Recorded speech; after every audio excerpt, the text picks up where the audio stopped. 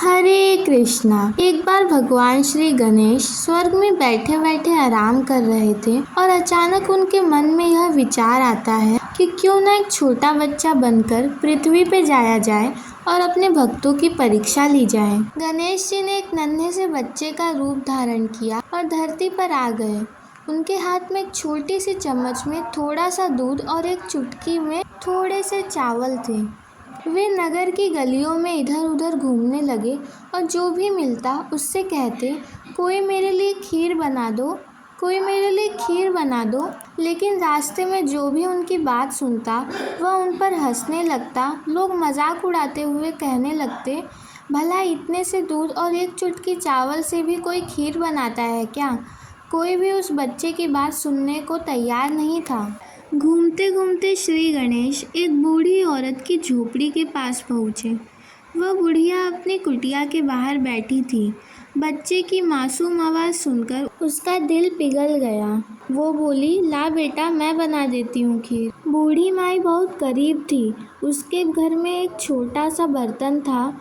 उसने उसी में वह दूध और चावल डाल दिया और उसे पकने के लिए चूल्हे पर चढ़ा दिया। जैसे ही खीर पकने लगी, एक चमत्कार हुआ।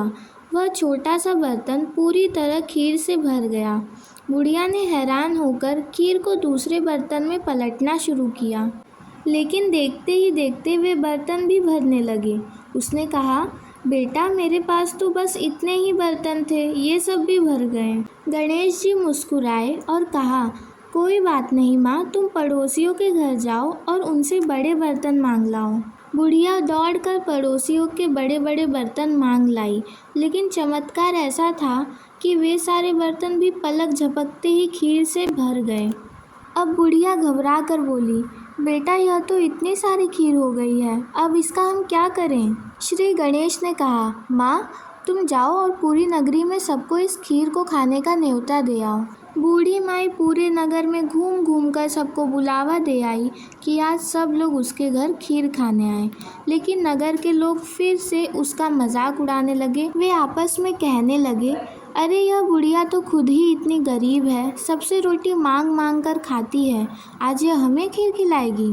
चलो उसकी मजाक उड़ाने ही चलते हैं, लेकिन हाँ, घर से खाना खा कर ही चलना, नहीं तो वहाँ पर भूखा ही रहना पड़ेगा। कुछ और लोग बोले, चलो चलकर देखते तो हैं कि यह कौन सी खीर खिला रही है। जब बूढ़ी माई सबको न्योता देने बाहर गई हुई थी, तब घर में उसकी बहू अकेली थी।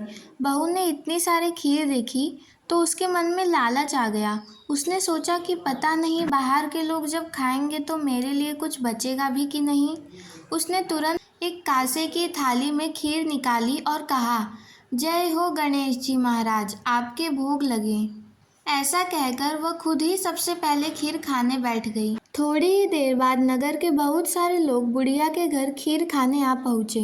बुढ़िया ने सबको खीर परोसी, सबने जी भर के खाया। जो लोग अपने घर से खाना खाकर आए थे वे बहुत पछताए, क्योंकि पेट भरा होने के कारण वे उस दिव्य खीर का पूरा आनंद नहीं ले पाए। जब सब लोग खा पीकर चले गए तो बुढ़िया ने राहत की सांस ली और श्री गणेश से कहा, चल बेटा, अब सब लोग खा चुके हैं, अब हम दोनों भी खा लेते हैं। श्री गणेश मुस्कुराए और कहा, नहीं माँ, मेरा तो भोग लग गया, मैंने तो खीर खा भी ली। बुढ़िया हैरान हो गई। उसने चारों तरफ देखा और कहा, कब बेटा, तूने कब खीर खाई? तू तो यहीं बैठा था। श्री गणेश ने कहा, माँ, जब तेरी बहू सबसे पहले चुपके से खीर की थाली लेकर बैठी थी तो उसने श्रद्धा से बोला था, श्री गणेश, आपका भोग लगे। बस वहीं मेरा भोग लग चुका था। यह सुनते ही बुढ़िया की आंखें फटी की फटी रह गई। उसने कांपती आवाज़ में पूछा, बेटा, तू सच में श्री गणेश है क्या? श्री गणेश अपने असली रूप की आभा बिखेरते हुए बोले, हाँ माँ, हूँ तो मैं गणेश ही। यह जानकर बुढ़िया माई के आंसू निकल आए और वह बेहद खुश हो गई। गणेश जी ने उसकी सच्ची भक्ति से प्रसन्न होकर उसे खूब आशीर्वाद दिया। वहाँ से अंतर्ध्यान होने से पहले गणेश जी ने उसकी झोपड़ी पर लात मारी, जिससे वह झोपड़ी पल भर में एक आलीशान महल और मंदिर में बदल गई। उसके घर में धन दौलत, नौकर चाकर और रिद्धि सिद्धि के भंडार भर गए। जिस तरह श्री गणेश ने उस गरीब बूढ़ी माई पर अपनी असीम कृपा बरसाई रखी, वैसे ही हम सभी भक्तों पर हमेशा अपनी कृपा बनाए रखें। बोलिए श्री गणेश की जय। इसी के साथ हमारी श्री गणेश की ये कथा संपन्न होती है। अगर आप सभी को हमारे श्री गणेश की यह कथा पसंद आई तो कृपया इस वीडियो को शेयर करें तथा लाइक करें, और आपको इसी तरह की वीडियोस पसंद है तो कृपया इस चैनल को सब्सक्राइब करें। यदि आप अपने घर में सुख, समृद्धि तथा शांति चाहते हैं तो इस वीडियो को शेयर करें और इस चैनल को सब्सक्राइब करें।